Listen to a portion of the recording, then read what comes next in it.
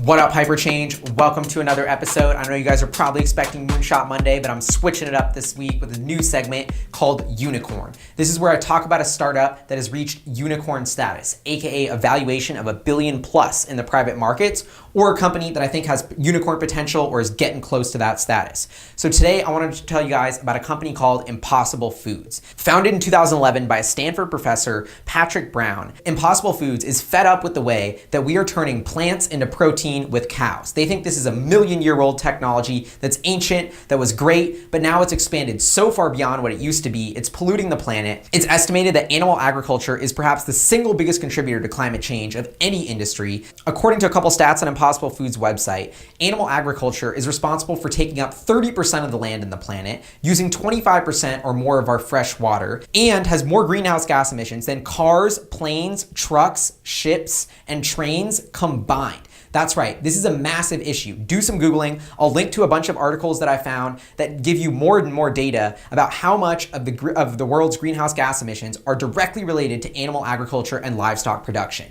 The bottom line is this is a huge problem and we need to address it. Therefore, Impossible Foods is a super important company. Impossible Foods is estimating that their technology will be able to reduce the amount of water use compared to producing a traditional burger by 75%. They'll be able to reduce the greenhouse gases from creating that burger by 87%. They'll be able to use 95% less land than traditional agriculture. So they are gonna check all the boxes here on not only being a more sustainable product, but they also wanna be a healthier, better for you product too, and not have any compromises on taste. So you may be asking like, what's going on here? Their first product is ground beef, AKA a hamburger. And yes, it's pretty damn good. The secret ingredient is they have a molecule called heme, which is the same thing that's in your blood, which gives meat that vibrant red color that you know so well, what unlocks all the flavors when it sizzles and hits the grill. Heme is the secret sauce of what makes meat meat. And that is why Impossible Foods' biggest breakthrough of their technology is being able to scale plant-based heme production. That's right, they're able to extract heme from soy plants, do it at scale, do it efficiently. They're in the process of filing a ton of patents around this technology because this is what enables them to create a product that is priced almost the same as a traditional burger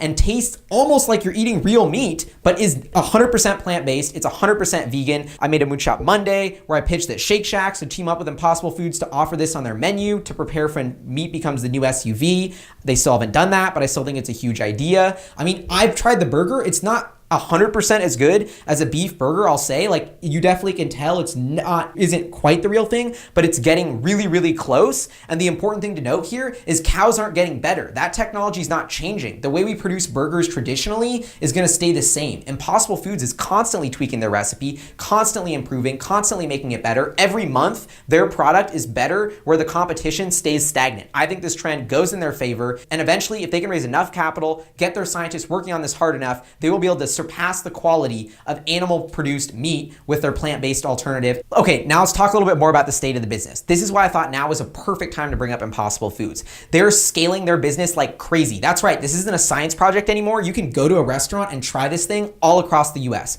According to their website, there's more than 200 restaurants that are currently carrying the Impossible Burger. They're planning to scale that to 1,000 restaurants by the end of this year. How are they scaling this production so fast? Well, they just completed a 68,000 square foot facility in Oakland that is producing their plant-based burgers. This facility is now currently producing 300,000 pounds of their ground beef per month. That's right, 300,000 pounds per month, scaling to about 1 million pounds per month by the end of this year. That sounds like a lot, but I just want to put things in perspective. The USDA estimates that each year Americans consume 25 billion pounds of ground beef per year. That's right, like 2 billion pounds per month. Impossible Foods is saying they're going to ramp to 1 million pounds per month by the end of this year. So they are still only scratching the surface of how big this market is. And even though they're just scratching the surface, the business is already getting pretty big. If we assume that Impossible Foods is selling their beef for $5 a pound at 300,000 pounds per month, that's 1.5 million in monthly revenue. That's the equivalent to 18 million in revenue on an annual basis. And remember, they want to triple this number before the end of the year. So the company is already seeing traction, potentially doing millions of revenue, going to be doing tens of millions of revenue next year if they hit their growth plans.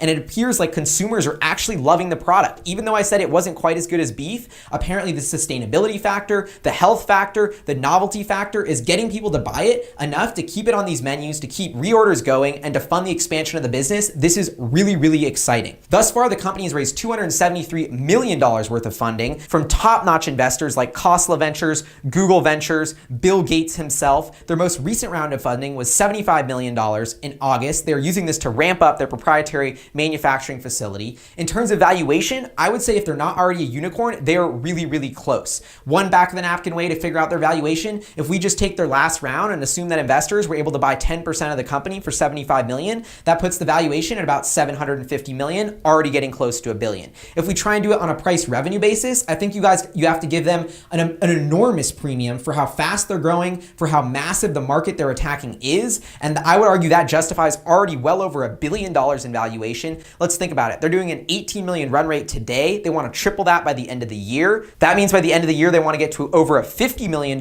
revenue run rate, assuming our $5 per pound selling price. That's pretty good. Based on a 20 times multiple on that gets you to over $1 billion. Down the road, if their mission is really to replace animals as a method of food production, they're going to go into way more products. We're going to see them leverage this technology to create chicken, to create duck, to create pork. Like, there is so many ways this can go. And just the ground beef product alone has hundreds of millions of dollars, if not billions of dollars of revenue potential, depending on how much market share it gets and how cheaply they can produce this thing. I mean, when I got the burger, I got it at Bear Burger. It was only a $12 or $14 burger, exactly priced in line with the beef alternatives. There is just so much to be excited about. This is one of the unicorns that I would have at the top of my watch list because they're going to grow explosively for the next decade if their business model pans out. They have received the backing of some of the world's smartest investors. That is a really good sign. They were founded by a Stanford professor who seems smart as shit, so I think he knows what he's doing and he seems like a man on a mission. This is such a feel-good story for me that I wanted to share it with you guys because I think Impossible Foods is an incredible example of a company that's not only exciting and fascinating from a revenue growth, from a billions of dollars of market potential standpoint, but from an also, we're gonna change the world and impact millions of lives, maybe billions of lives in a super positive way by fighting climate change head on, by reducing the emissions of the beef industry, by coming out with a product that is better with a radically more sustainable production and supply chain. Yeah, so shout out Impossible Foods. You guys are doing amazing work. The Impossible Burger is pretty good. Make it a little bit better and then I will be hooked and I will never eat a burger again. Anyway, that's Hyperchange. That's Unicorn. I'll see you guys next time. Let me know what you guys think in the comments. Peace.